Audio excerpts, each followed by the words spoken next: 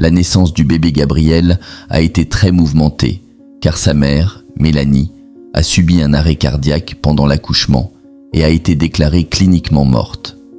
Il y avait peu d'espoir pour elle ou pour le bébé, mais son mari a fait quelque chose d'extraordinaire. Voyons ce qui s'est passé et comment cette histoire s'est réellement terminée. Mélanie était enceinte de son deuxième enfant et attendait avec impatience son arrivée, car cette fois-ci, c'était une fille. Elle et son mari étaient ravis d'agrandir leur famille, offrant ainsi une petite sœur à leur fils Brady. La grossesse s'était déroulée sans complications, et ce n'est qu'à la 39e semaine que les premiers signes de l'accouchement imminent sont apparus. Lorsqu'elle était enceinte de Brady, Mélanie avait choisi un gynécologue et un hôpital partageant ses convictions pro-vie. Elle savait que dans des situations médicales critiques, des décisions devaient être prises en une fraction de seconde, et elle voulait s'assurer que la vie de son enfant à naître serait toujours priorisée en CA d'urgence. Elle y croyait si fermement qu'elle parcourait 25 minutes en voiture pour chaque consultation afin de voir un spécialiste en qui elle avait entièrement confiance. Pendant cette deuxième grossesse, elle se sentait tout aussi en sécurité entre les mains de ses médecins. Tout indiquait que l'accouchement se déroulerait sans incident. Ses signes vitaux étaient excellents et rien ne semblait anormal. Mais ensuite, le drame est survenu. Allongée sur le lit d'hôpital, peu après la rupture de sa poche des os, Mélanie a soudainement commencé à se sentir mal. Elle était prise de vertige et sa vision était floue, comme si elle allait s'évanouir. Pourtant, rien ne laissait présager que quelque chose de grave se préparait. Soudain, elle a fermé les yeux et s'est affaissée sous les yeux horrifiés des médecins et de son mari. Elle semblait être en train de convulser de manière totalement inattendue, tandis que sa fréquence cardiaque et sa tension artérielle chutaient à des niveaux critiques. Son teint est devenu bleuâtre et elle a cessé de respirer alors que son bébé était encore dans son ventre. Les signes vitaux de la petite fille ont commencé à chuter dangereusement et des décisions rapides devaient être prises. Le code bleu a été déclenché et une équipe médicale a accouru dans la chambre. Mélanie a été transportée d'urgence en salle d'opération. Elle souffrait d'une embolie amniotique, une complication rare mais grave qui se produit lorsque le liquide amniotique pénètre dans la circulation sanguine de la mère. Cette condition est souvent fatale. Comme Mélanie avait déjà été déclarée cliniquement morte, l'équipe médicale a décidé de se concentrer sur le bébé. Une césarienne d'urgence a été pratiquée afin de maximiser les chances de survie de la petite fille. Le mari de Mélanie, Doug, était malade d'inquiétude. Il avait vu sa femme être emmenée précipitamment et on lui avait dit qu'il était peu probable qu'elle survive. Même si elle s'en sortait, les chances qu'elle subisse des dommages cérébraux irréversibles étaient élevées. C'était une nouvelle dévastatrice. Il aimait profondément sa femme et se sentait impuissant et terrifié. Il s'est alors tourné vers Dieu et s'est mis à prier. Dans sa tête, il répétait ces mots : « Dieu, je sais que c'est plus que ce que je peux supporter, ce qui signifie que tu as un plan et un but.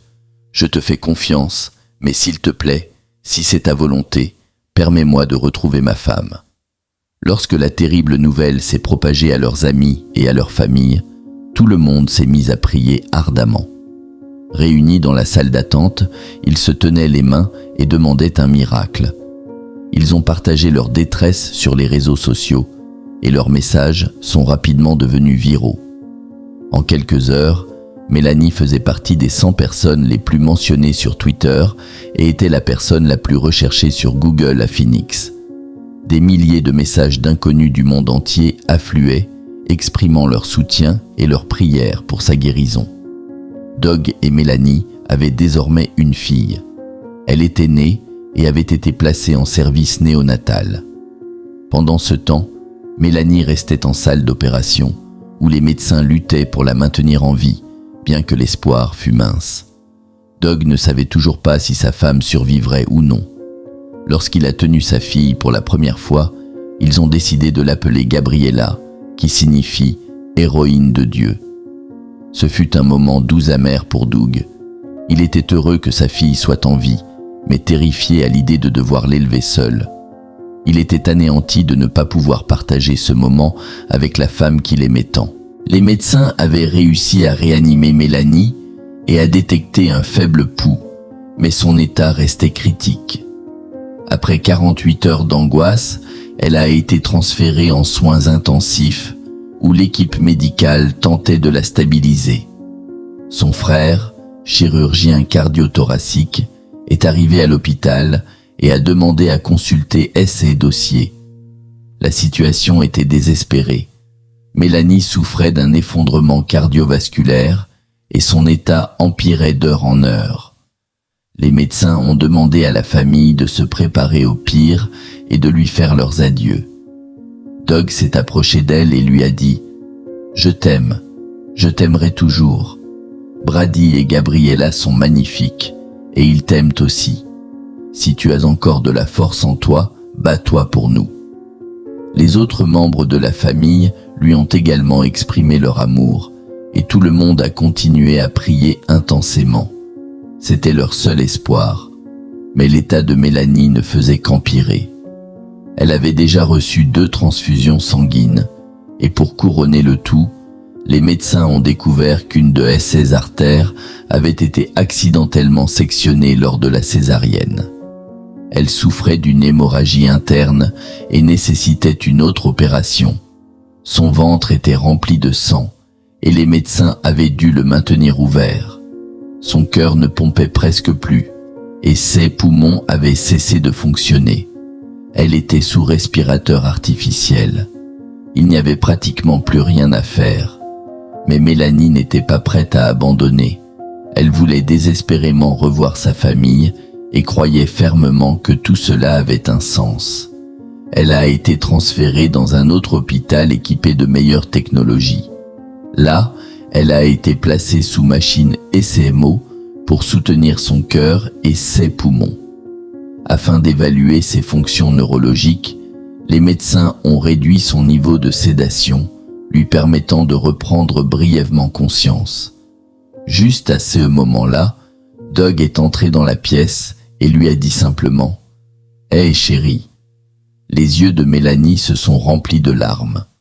Pour Doug, c'était un signe clair qu'elle était encore là, qu'elle n'avait subi aucun dommage neurologique.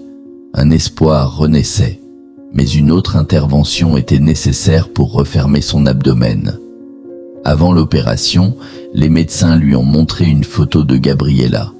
Selon Mélanie, cela a réveillé un puissant instinct maternel en elle et elle a presque essayé de sortir du lit pour aller voir sa fille. Puis elle a été endormie pour l'opération et l'attente angoissante a recommencé. Contre toute attente, elle a survécu. En 24 heures, elle a pu être débranchée du respirateur et de tous les médicaments, sauf les antidouleurs. Doug et elle étaient fous de joie et infiniment reconnaissants. Mélanie ne se souvient pas de grand-chose car elle était inconsciente la majeure partie du temps. Mais en entendant plus tard toute l'histoire, elle a été bouleversée. Elle était morte et revenue à la vie pour pouvoir serrer sa famille dans ses bras. Elle a été profondément émue en découvrant le soutien et les prières de tant de personnes à travers le monde. Aujourd'hui encore, elle remercie Dieu chaque jour d'avoir permis à elle et à sa fille de survivre.